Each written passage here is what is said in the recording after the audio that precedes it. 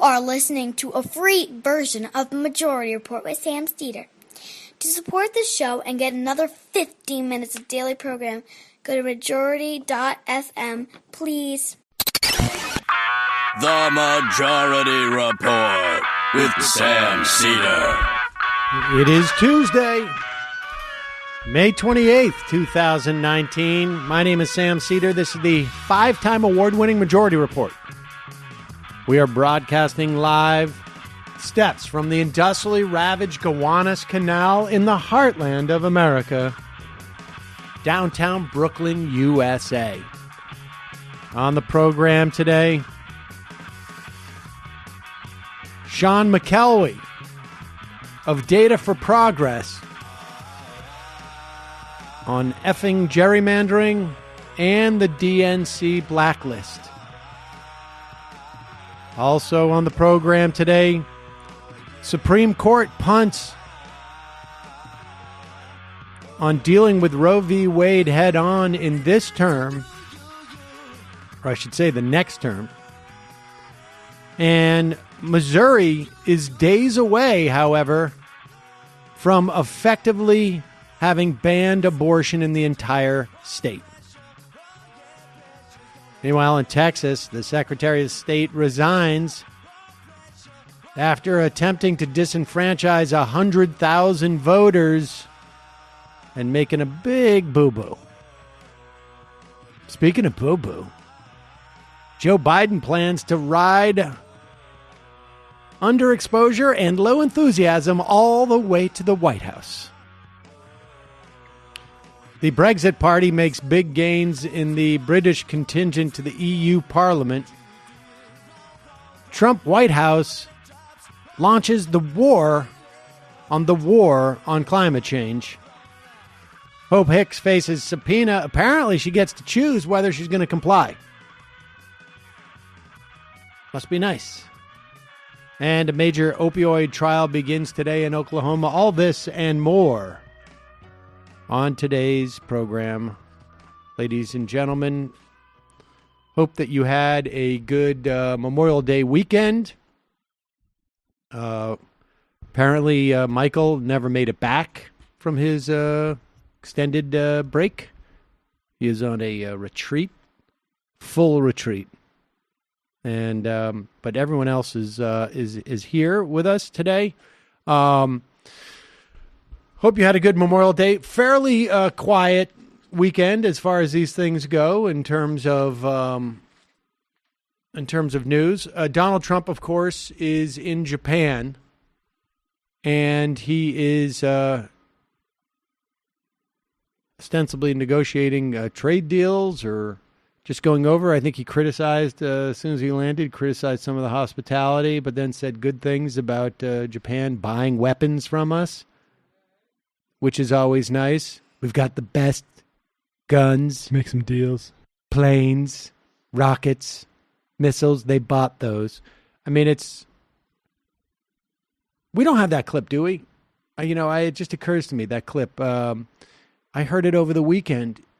He was praising Japan for buying all sorts of military hardware from us, and then talked about how the world has changed and such that he needed. I don't know what threat Japan is facing that they didn't face a year or two ago or 5 years ago, but to champion the idea that the sale of arms is something to praise because of all that's going on in the world. It's a very strange construction. Deals. It's about deals. Yeah, deals I can understand, but sort of say we're as if we're living in some type of more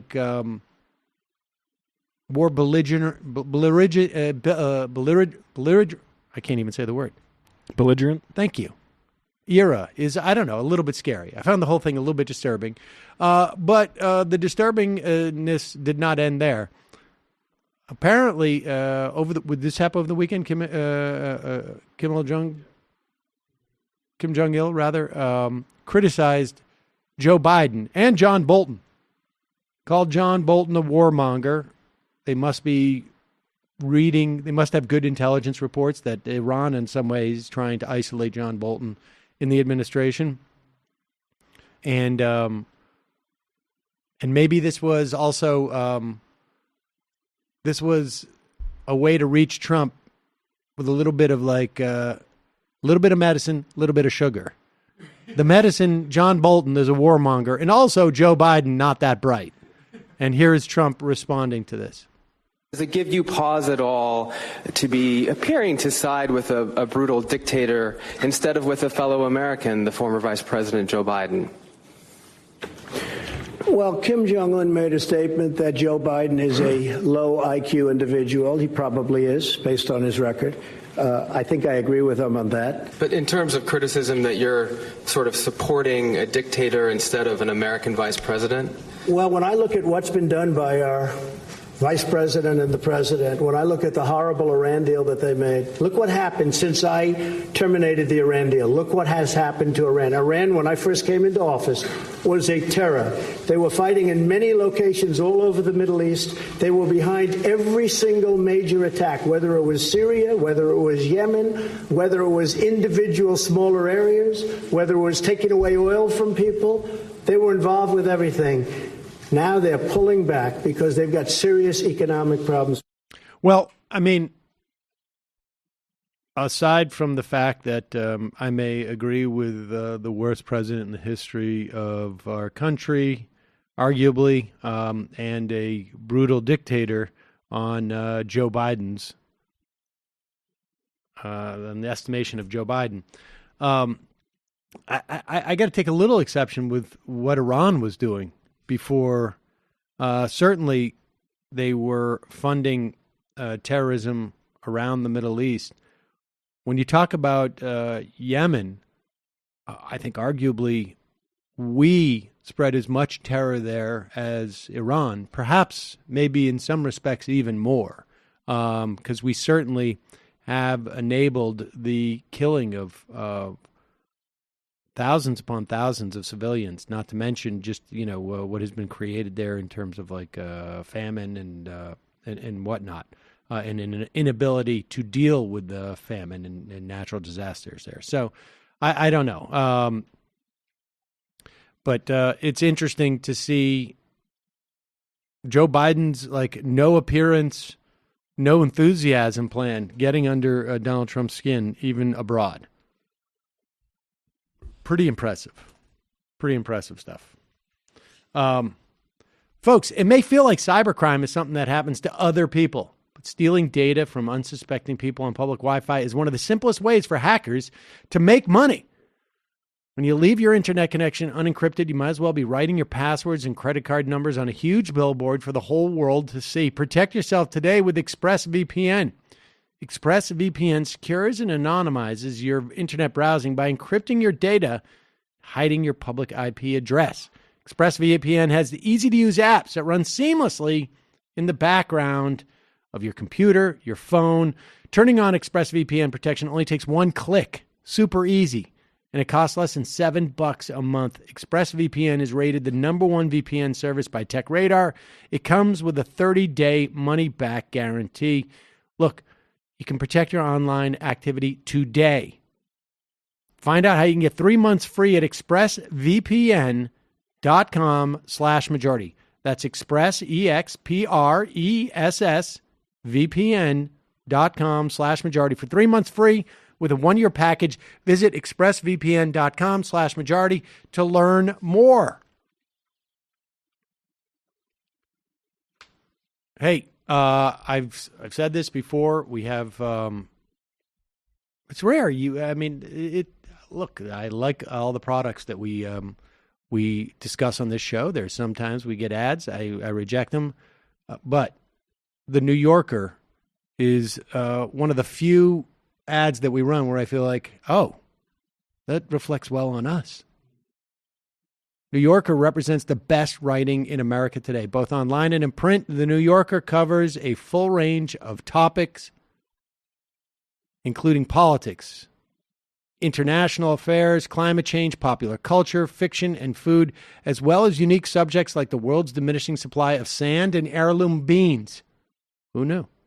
The New Yorker also publishes some of the best writers in the world, like Ronan Farrow, who wrote breaking news on Harvey Weinstein and won the New Yorker the Pulitzer in 2018.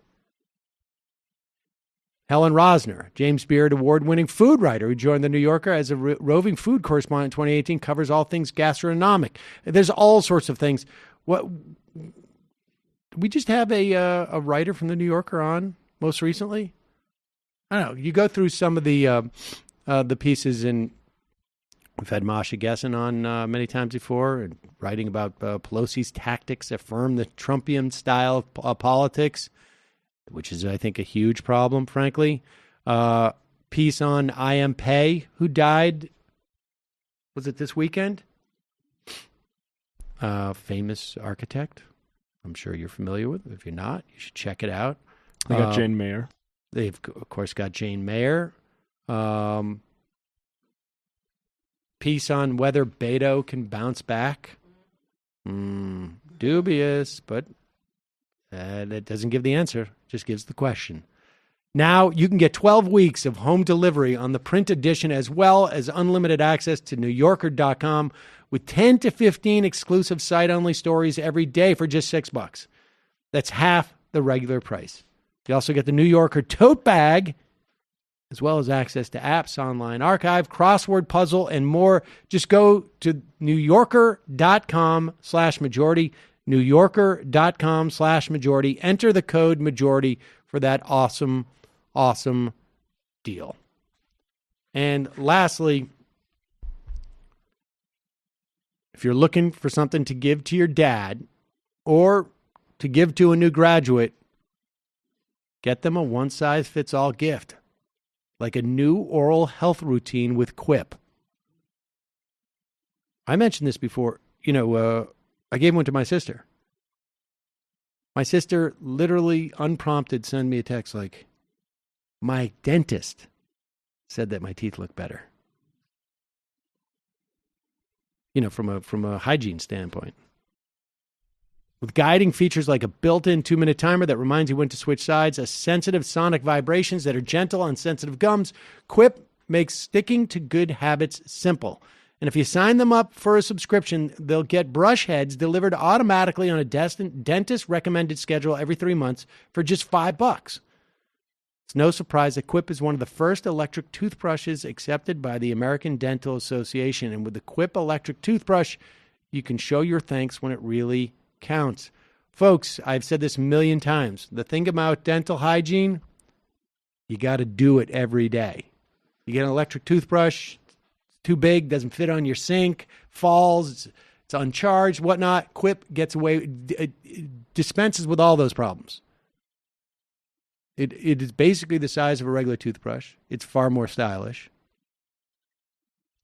And every 3 months, basically they send you a new charge pack. It lasts longer than that, too. Yep.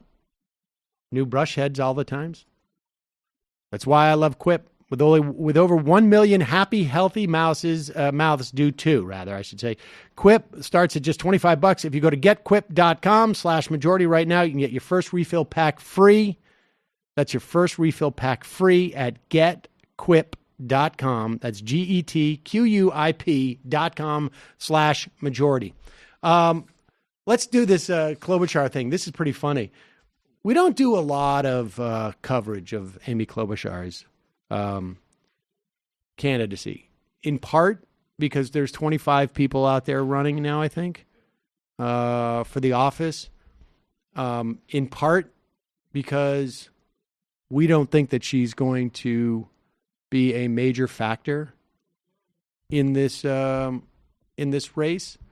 The Klobuchar factor. Yeah, I would say the Klobuchar factor is like basically nil. And I mean, maybe we're wrong. There are a lot of people who are down, I'm sure, who have less a share. We don't talk about them either. We'll talk about the Betos and the Kamalas and the maybe people just don't know about her tax advantage savings accounts. Maybe they don't know about her tax advantage savings accounts because that doesn't fit on a poster very well. But things like,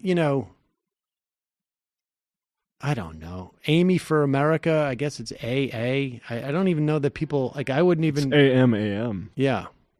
But this Wow. this could be the only time that we actually even discuss her on the show in any meaningful way. Also, I don't like her politics, particularly. I mean, they're okay. They're better than a Republicans. But I'm saying in the context of the Democratic primary, she's just not offering anything I find terribly compelling. Tax advantage savings accounts are not terribly relevant for the vast majority of Americans who can't save in the first place. What was that figure? Like half of Americans couldn't get $400 in an emergency? Yeah, something like that. It's pretty bad. Pretty bad. And that's from the Fed, ladies and gentlemen. That's a Fed study. Meanwhile, aside from that, this type of stuff is very weird to me as well. Like, there's a couple of things about this statement that I find bizarre. Like, first of all, why do you need John McCain to argue that Donald Trump is bad? In addition to the fact John McCain's dead. But why do you need John McCain to argue that Trump is bad? It seems to me it's a very weird thing to appeal to John McCain as the voice of reason in this context. It's a very senator mindset. Yes, it really is. But then listen to some of this, which I find sort of hilarious. The arc that we are on did not just start today. It didn't just start with the 2020 debates. No. The arc that we are on, this arc of justice, started that day after that dark inauguration. That day when I sat on that... Pause it for 1 second. I'm sorry to stop it so quickly, but when I first heard this, I thought, like, oh, good for her. She realized that the problems didn't start today. This has been a problem that's been growing for decades. And when she talks about the arc of justice, I'm thinking like, wow, maybe she's going back 200 years, 250 years. Maybe she's going back, 40 years. It's going to be interesting when we start. No, the arc of justice apparently is not that archy. It's not that long. It's just about, 24 months, the arc of justice. But all right, so go back a little bit. It starts after Trump won the election. Yeah, that's when justice had to start. Maybe that was part of the problem with the 2016 election, is that the arc of justice was not kicking in yet. Just start today. It didn't just start with the 2020 debates. No. The arc that we are on, this arc of justice, started that day after that dark inauguration. That day when I sat on that stage between Bernie and John McCain. And John McCain kept reciting to me names of dictators during that speech because he knew more than any of us what we were facing as a nation. He understood it. He knew because he knew this man more than any of us did. Well, how did he know? How did John McCain know Donald Trump so well? That seems weird, but all that just seems super weird to me. Maybe it's military body language training. He picked Sarah Palin to be his running mate. Jesus Christ. Yes. Maybe that's why he had such great insight into Donald Trump. Well, so of course, Klobuchar is going to get some criticism of this because it's just so silly. But Keep my dad's name out of your mouth. Okay. Well, here is actually that in fact did happen. This criticism did not just come from people who were sort of like felt it was a little bit of pablum. It was also Meghan McCain, who I feel like is going through some type of low grade breakdown. Or maybe a higher grade breakdown. It could be a higher grade, and I'm not rooting on anybody having a breakdown. But Meghan McCain took to Twitter and said, on behalf of the entire McCain family, Amy Klobuchar, please be respectful to all of us and leave my father's legacy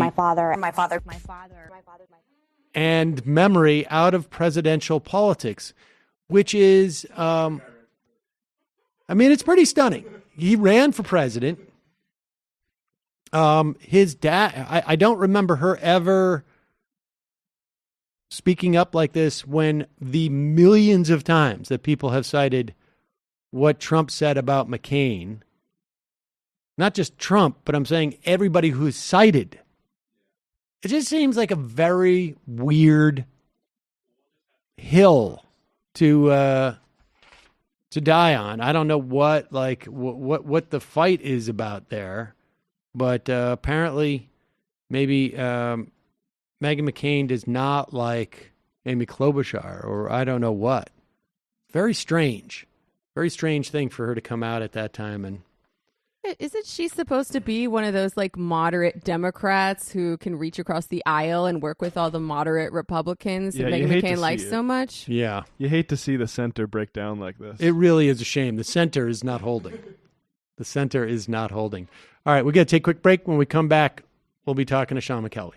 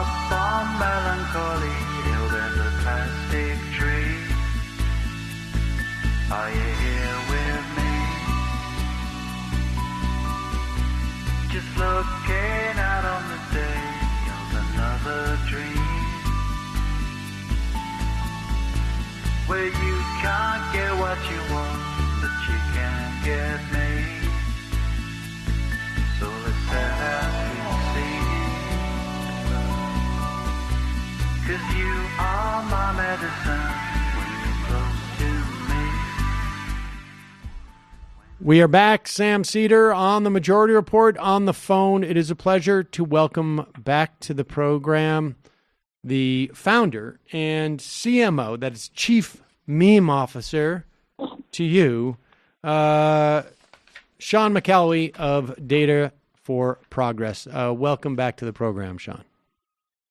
Thanks for having me on. So, Sean, there's two things that I want to discuss with you. First came up because the Supreme Court just, I guess it was Friday, blocked two gerrymandering rulings in Michigan and Ohio. Lower courts had tossed out the congressional districts, congressional maps, I should say, in Michigan and Ohio. Both those situations up until 2018 in Michigan's case, but in Ohio's case still continues to be highly problematic in terms of how many people go out and vote for Democrats, and then how many Democrats end up in the congressional delegation. Places like Wisconsin, obviously the worst of stuff like that.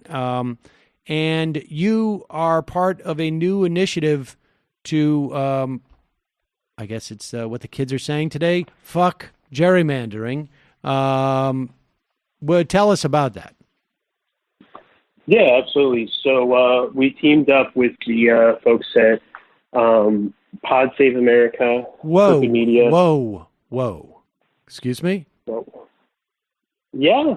They have a massive, enormous platform, really large base. And we wanted to get out this initiative to as many people as possible. And so fair enough. We're working with them. Ironically enough, I actually wanted to call it the Blue Virginia Project, and they actually came up with the profane name we ended up with. I can't even speak it on the air.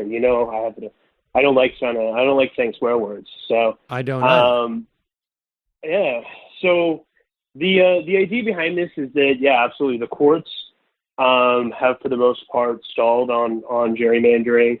There's still progress being made, but right now, the most effective way that we can fight back against gerrymandering as individuals is by supporting, candidates down ballot to help break these gerrymanders. And so the first state that we're taking a look at is Virginia, which has legislative elections in 2019, and actually has had their maps redrawn. The maps were so racist that the courts threw them out. So what we want to do is we want to make sure that in this cycle, progressives are really investing to make sure that we gain the most out of these fair maps and don't let any seats go to waste. So every month, Data for Progress does some math, looks at some mathematical models, and comes up with 10 candidates that we're going to run on a slate.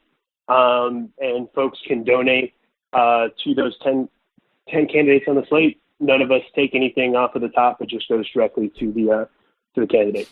Now, okay, so these are 10 candidates in the state itself.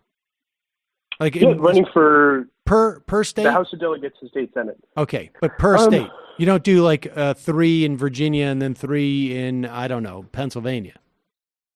Well, so Pennsylvania doesn't have elections in 2019. But yeah, as in the 2020 cycle, we're going to probably expand it to do more states, and we'll select candidates across those states. But just sort of because 2019 is the first year we're doing it, and Virginia is the main state in which gerrymandering is playing a significant role, that's our focus. Okay, and people should also be aware that in 2020 is the year that the census takes its census, and these are the numbers. So really, we have until the 2020 election to turn as many state houses blue as possible to impact the redrawing of these districts, which happens following 2020, essentially, after the new census material comes out, right? Yeah, absolutely. So as we're using Virginia as sort of a pilot to test sort of how excited people are about this idea. Already we're seeing hundreds of people contributing. So once we break the gerrymanders in Virginia, we are going to turn to the other key states where folks should be investing down ballot. I think one of the most exciting candidates we're supporting is actually a woman named Sheena Bynum Coleman. And she is actually running against Kurt Cox, who is the Speaker of the House of Delegates. He's the guy who drew the racist districts. So I think it would be sort of poetic justice if he ended up losing to a black woman after drawing this incredibly racist map. So she's one of the 10 candidates we're supporting with this slate. The other ones that you're pushing, is it Joshua Cole? Yeah, absolutely. Tell us about Joshua Cole. Joshua Cole came up just short in 2017. He was outspent 3-1, but still closed in and lost by a couple hundred votes. That district was sort of underlooked at the time because it was an Obama-Trump district, and the party was at that time really investing in this idea. We gotta win back the suburbs, and really focusing on those Romney Clinton districts that flipped. So this is a chance for us to invest early in Cole. He was outspent 3-1 last cycle, and we think that if he is really on parity, he has a chance to flip that seat. What is the impact of money in races this localized? I mean, one of the things that I noticed in the wake of Trump's election, I think I must have gone to 3 or 4 ad hoc, semi-ad hoc women's groups that had set up for the very purpose of funding state races across the country, like adopting, the Colorado legislator and funding these places. And I never really saw any data or any follow-up on how much of an impact it had for a state senator to get an extra, I don't know, 10, 15, 20, 50,000, 100,000. I mean, how much money are we talking about makes a difference in these races? Sure. So a couple things on that. One is the theory of change that we have. I think there are a lot of groups that do this. They spend a lot of time give us money, we'll, have this overhead, and then we'll, pick these districts and, we'll play, we're like the general in the army, with the money. And my view is actually that actually doesn't make a lot of sense. We run an incredibly bare-boned operation. We have people who build the models, but for the most part, once they're built, it's just the matter of running the data.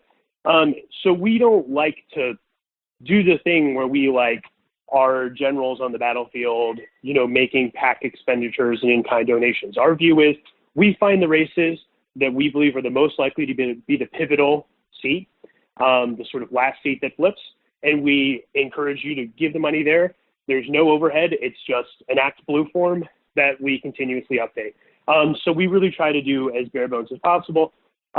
We did this last cycle with GiveSmart, and there's actually a study that we did where I'm sort of obsessed with the same question that you had.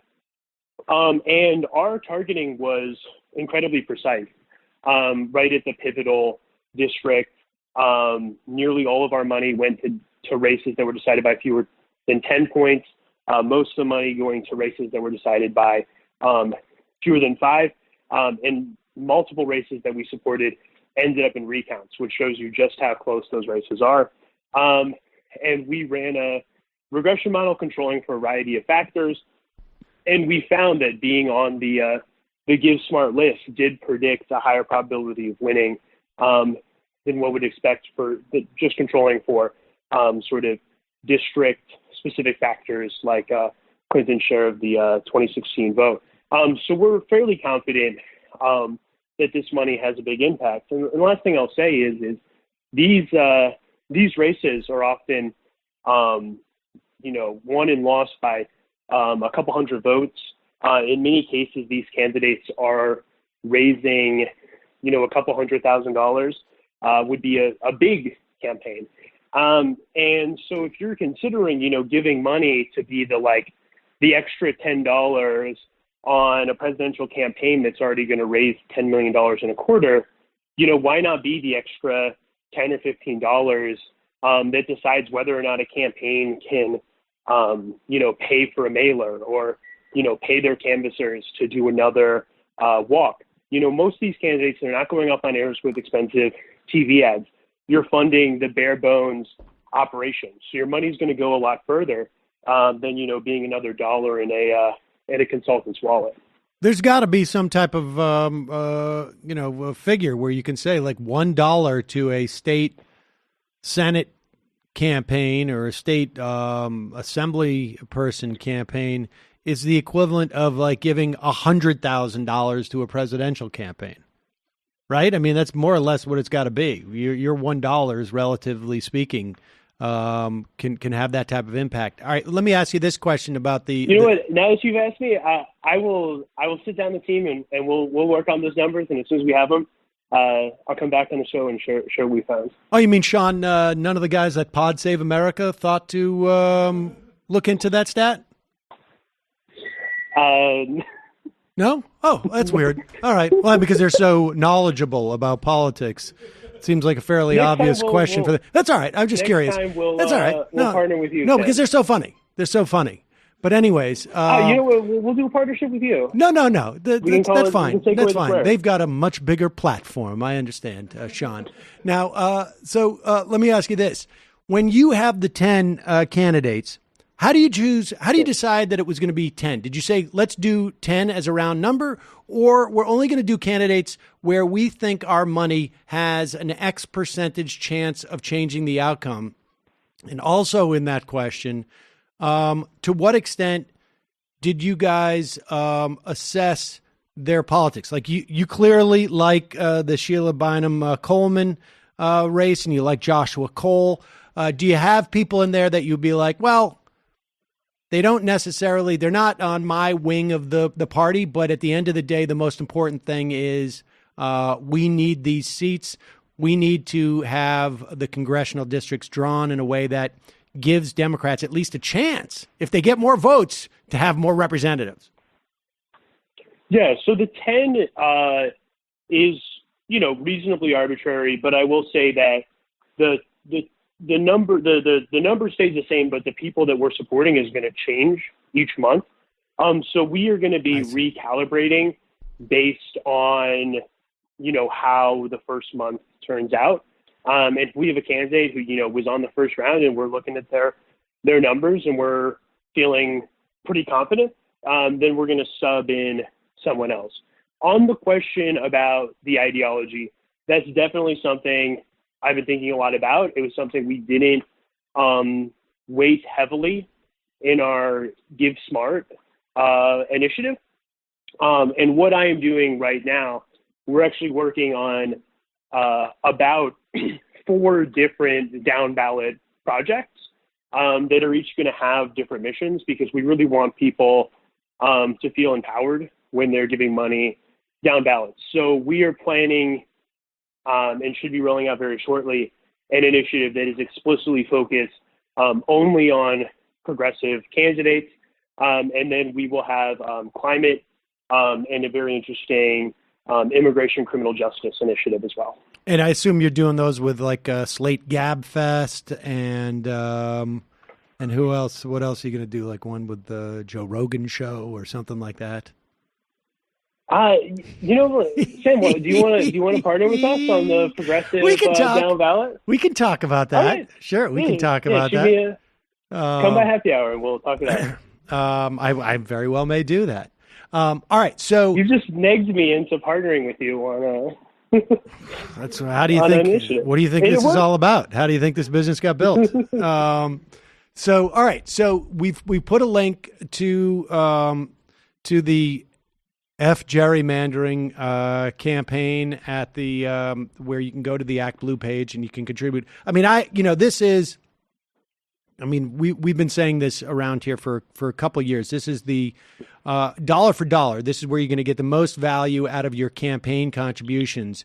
And in terms of the long-term health of the country, frankly, it is crucial. And it's quite clear now. It's quite clear what's going to happen at the Supreme Court. They're basically going to say there is no prohibition against partisan gerrymandering, regardless. We've talked about this issue quite a bit. Anthony Kennedy had set it up about 8 years ago, that he just needed some type of way of ask social scientists to come in and help us determine when something was overly gerrymandered. It should be enough to say, when you look at Wisconsin and say Democrats won 56% of the vote, yet Republicans control 64% of the state house. It doesn't make any sense. And if the courts aren't going to do anything about it, which it appears it's not, the only way to fight this is going to be through initiatives like this. And so Virginia is... And can I say one last thing on that? Please. Virginia has 2 kind of centrist senators, not the best governor, lieutenant governor at the current moment. And I think that one thing that I see at these investments down ballot is really building the next bench of, Democrats. And in a lot of cases, I mean, in the last cycle, we were able to put, half a dozen progressive women of color who refuse to take money from Dominion Energy. And that is the bench of future Congress members, senators, and statewide elected officials. So really investing in young people, investing in young talent is really important, particularly because there is a real age divide within the Democratic Party.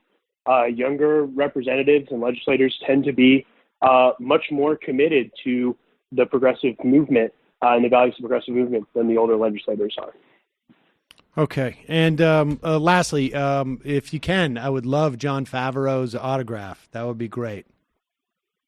Next time I see him, all right, I appreciate that. I'll ask for you. That would be great. He went to Holy Cross, my hometown of Worcester. Oh. Yeah. All right. Now let's talk about what's going on with the DCCC, because you and I have talked about this in the past. The last time we talked, it was right after, I think, the DCCC had announced that if you are working with a primary opponent to a sitting Democrat, regardless of who that Democrat is, if you are a vendor, you provide phone banking technology, you provide a website design, you provide list making or polling like you might, Sean, then you are blacklisted by the DCCC, and if you will not get any deals from them or any contracts with them. Just briefly just explain to people why that's a big deal.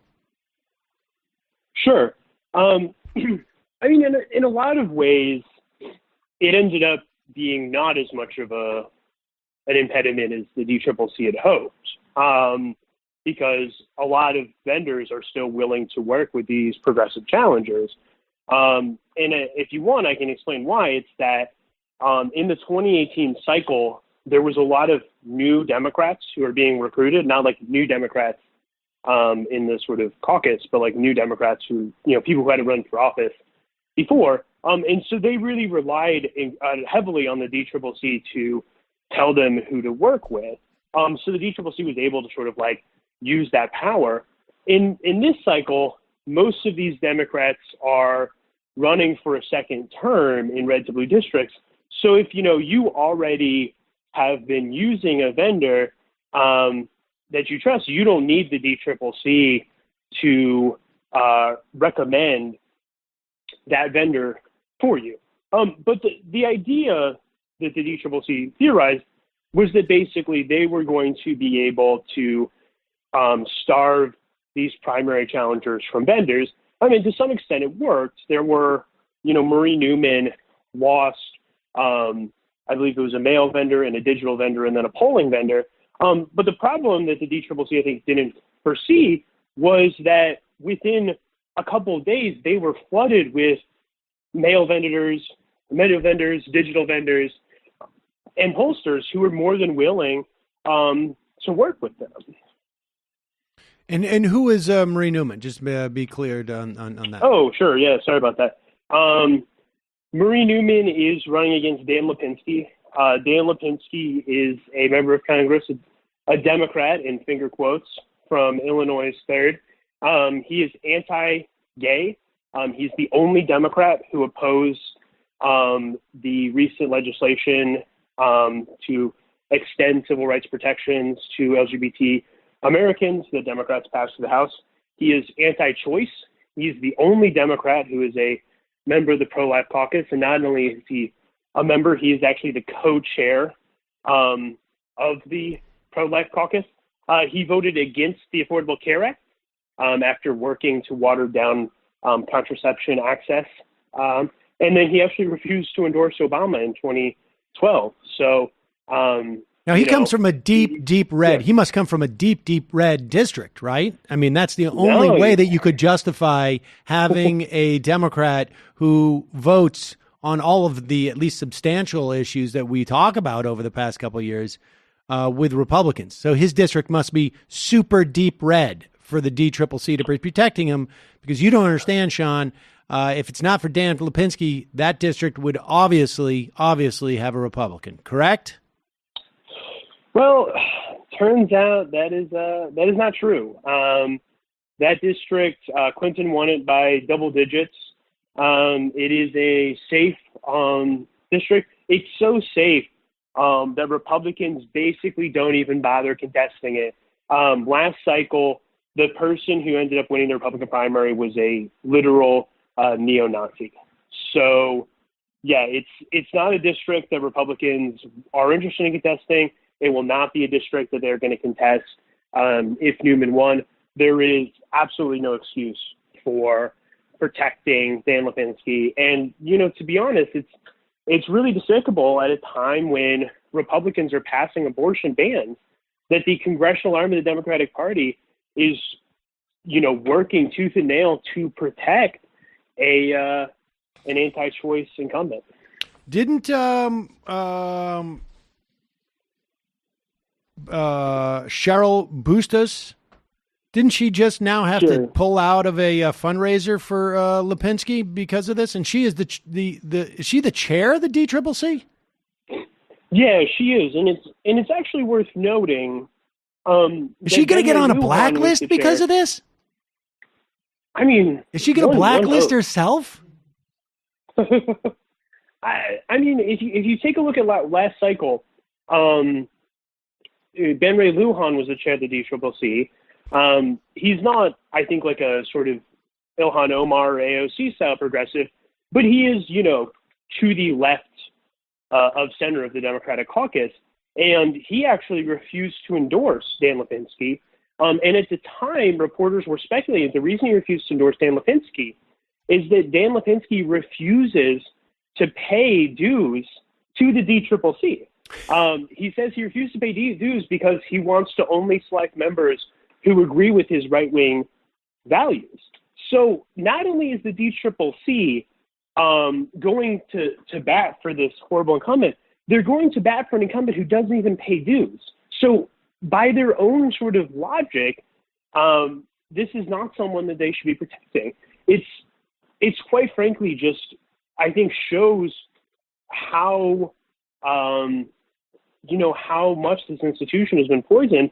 And Cheri Bustos, you know, she first came to national prominence by sort of playing up the fact that she's a Democrat in a Obama-Trump district, and her goal is to go to war with the progressive wing of the party. And I think that why she's so invested in this race is because she wants to crush progressives, and she views Dan Lipinski as a vehicle to do that.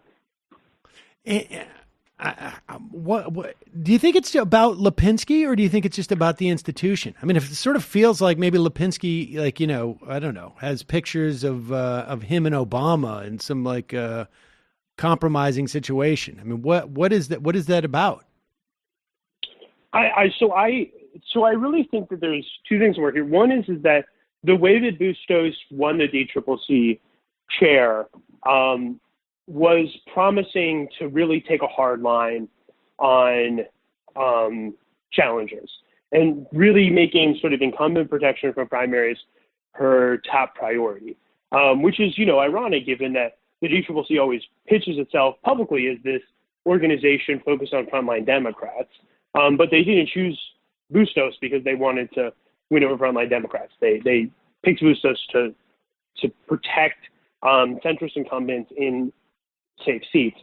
The second thing is that if you look at sort of Bustos' entire career, you know, the big glitzy political profiles of her big sort of theory of the case is that Democrats have gone too far to the left and they need to sort of move back to the center to win elections. And I think that what she sees with Lipinski is this opportunity to go to the caucus and say, look, you know, Dan Lipinski is the worst of the worst when it comes to safe seat Democrats, but I was able to protect him. I was able to beat back this progressive insurgency. If you make me, you know, speaker, I'll make sure you never hear from these progressives again. I really do believe that she wants to crush the progressive movement, and she wants to make Illinois 3rd an example of her just how far. So. Yeah, so, that's and that's why I think progressives need to really invest in this district, because if she wins, she's betting that is going to crush the momentum going into places like New York, where there are a ton of incumbents who are facing challenges. That's and fascinating. She's right. That's fascinating. I mean, the so many times in so many of these dynamics, the last thing you think about is not because there's an actual investment in this fight, but that it creates a precedent or it creates a model or it's symbolic of something, ends up being the answer why these things are fought, so that they don't even have to fight the later fights down the road. I mean, I've heard that story many, many times in a bunch of different contexts. All right, Sean, let me ask you this, and this is just the last question, and it's a little bit meta because this comes up, and it's going to come up over the course of the primary because certainly there will be there's at least a percentage, you know that's what you work with all the time, that there may be a candidate who wins who some of us don't like in the primary. This came up in 2016. It comes up now. Why you are clearly associate yourself with views that are to the left of where certainly the establishment of the Democratic Party is, certainly the major institutions within the party, and probably with most of the party, you're to the left of. Why do you expend your energies on these projects within the Democratic Party as opposed to on the outside of the Democratic Party? Sure. Yeah, this is something I've been thinking about a lot recently. I think that the goal of the progressive left should be to become a member in good standing of the sort of broad Democratic Party apparatus. And by that I don't mean like, the DNC. I don't even mean for the most case, like the DCCC. The Democratic Party is this sort of broad network of activists and organizations that are broadly like sort of invested in the Democratic Party winning elections. And I think that if the progressive left has a meaningful caucus within Congress, has, like real organizational grassroots organizations that are capable of influencing Democratic primaries, and has, a base of people who are really committed to the ideals of the Democratic Party, even if not often the ways that gets diluted down in policymaking, we can start to influence that institution and move it in our direction. And I think that at the end of the day, many people who think of themselves as Democrats hold ideals that are very close to my own. They're supportive of the Green New Deal. They're supportive of Medicare for all. They think that ICE is run amok and needs to be reined in, if not abolished. And I think that by taking that case to those voters, we can win them over to our vision. And I'm fully capable of believing that was not true in the past. But I think that it is true now more and more that particularly the next generation of Democrats holds these ideals, and that we should create avenues for them to gain power and to wield that influence. And I think that, we often can overstate the sort of influence of the left independent of the Democratic Party. But with the control, if we control and have a say in that institution, we can do amazing things. I really look at the conservative movement in the Republican Party as a sort of vision of that. Sean McElwee, Data for Progress. We'll put a link to the Gerrymandering, despite who you ended up. I'm serious. I'm serious. Let's do one together. We will talk about this. We will. All right. We will talk about it. Absolutely. I want to get your thoughts on my Meditank at some point, though. On your what?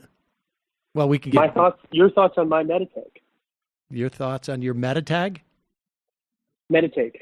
The things I just said. Oh, the Meditank. Yes. No, I mean, I largely I agree. There's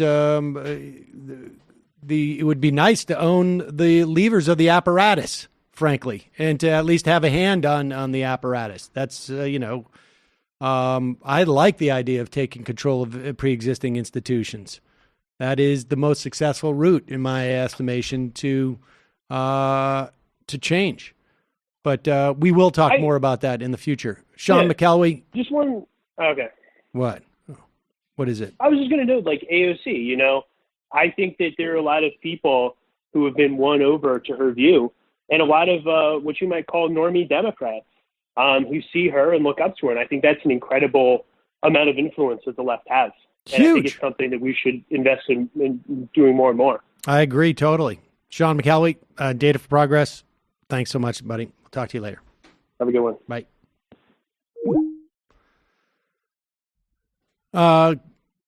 Does great work. Not necessarily the best choice of podcast to align to. I don't know. I forgot to ask him. Have you seen him on that show? Yeah. Huh. Wonder how that happened. It definitely makes me question his judgment a little bit. Well, that's all right. All right, folks. We're going to take a break. head into the fun half. As you know, that happens after this, after the free half of the program. And the free half is, of course, completely funded. Not completely. We do have ads. So I would say closer to like 90%, 93% funded by our members. It's our members who do this. And to say thank you to our members, we give members extra time. We also give them things commercial free. And I'm not gonna be creepy about it, but we like them. We like them more.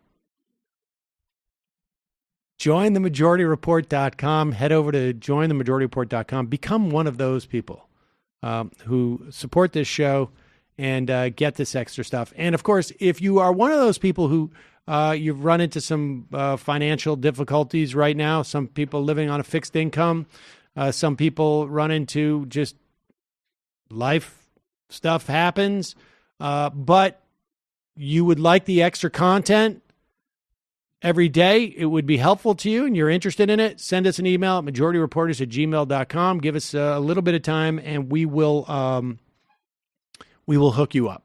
We don't reject anybody for the sake of cash.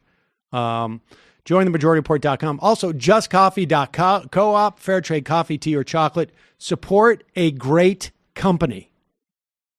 JustCoffee.coop is a great employee-owned enterprise that is very, very supportive of the suppliers of its coffee. And you can get the Majority Report blend. There will be no TMBS this week because Michael has taken a vow of silence. But Jamie has not. It's true. Do tell. All right. So this week on the Antifada, I'm so excited. We have a new History as a Weapon out today. It's a two-parter because this is really a doozy. We're talking about, well, I say we. I'm actually not on it. It's Sean and Matt Chrisman from Chapo Trap House. It's only mildly annoying to me that I'm not on the best thing that we probably do, but I don't have all the history that they do. So in this History as a Weapon, titled Pivotal Decade, the 1970s, Sean and Matt break down the political economy of stagflation, the rise of Nixon and the politics of aggrievement, the backlash to 60s social movements, the waning influence of trade unions, and the failure of the New Politics Democrats to synthesize all of these currents into some sort of lasting working class coalition. They also discuss the early formation of what we recognize today as neoliberalism and the degree to which it was overdetermined by the 1970s crisis of capitalist accumulation. So check that out. It's for patrons. We may eventually unlock it. We usually do that with most of our stuff, but I shouldn't say that. And part 2 is out on Friday, so check it out. Matt! Brand new episode of Literary Hangover on Margaret Fuller. She was a transcendentalist, editor and writer. She wrote Woman in the 19th Century. The cool thing about her is, the transcendentalists like Emerson are known for the self-reliant, sort of individualistic sort of thing. And Fuller realized that as a woman, she can't just, as Jordan Peterson would say, clean up your own room. There's obstacles in society that are stopping you from doing that. So she's very interesting, became a socialist, was the first foreign correspondent as a female, and she reported on the late 1840s revolutions in Europe. Wow. I did not know that. Just a reminder, mentioned this up front. Somebody on Twitter has corrected me. Just a point about the Brexit Party majority. The combined vote for all the Remain parties was much higher than the combined Brexit parties. So that's that. So I guess UKIP is no more, and it's basically the Brexit Party. Indeed. So, all right, going to take a quick break. Head into the fun half. 646-257-3920.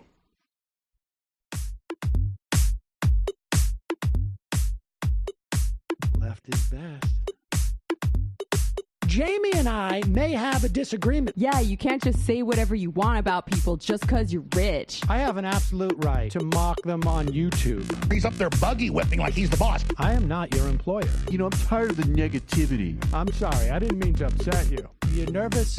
You're a little bit upset? You're riled up? Yeah, maybe you should rethink your defense of that, you fucking idiots. We're just going to get rid of you. All right. But dude, you want to smoke this joint? Yes.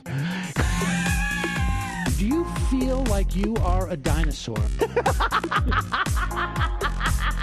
Some good shit. Exactly. I'm happy now. It's a win-win. It's a win-win-win. Oh, hell yeah. Now listen to me. 2, 3, 4, 5 times. 847-906-501-457. 2, 38, 56, 27. 1/2. 5 eighths. 3.9 billion. Wow. He's the ultimate math nerd. Don't you see? Why don't you get a real job instead of spewing vitriol and hatred, you left-wing Limbaugh? Everybody's taking their dumb juice today. Come on, Sammy. Dance, dance, dance.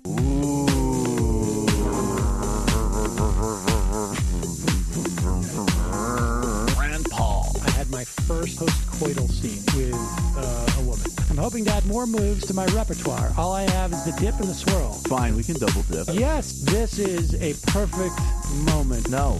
Wait, what? You make under $1 million a year. You're scum. You're nothing. Excuse me? Fuck you, you fucking liberal elite. I think you belong in jail. Thank you for saying that, Sam. You're a horrible, despicable person. All right, gonna take a quick break. I want to take a moment to talk to some of the libertarians out there. Take whatever vehicle you want to drive to the library. What you're talking about is jibber jabs. Classic. I'm feeling more chill already. Good. Donald Trump can kiss all of our asses. Hey, Sam. Hey, Andy. You guys ready to do some evil? Hitler was such an idiot. You think I might be a Nazi? Agree. No. Death to America. You. Yes. Wow. Wow, that's weird. No way! Unbelievable. This guy's got a really good hook. Throw our hands up. Ooh. Wow. But Sam, I gotta get off. No worries. Let's. I want to just flesh this out a little bit. I mean, look, it's a free speech issue. If you don't like me... Hey, shut up! Thank you for calling into the Majority Report. Sam will be with you shortly.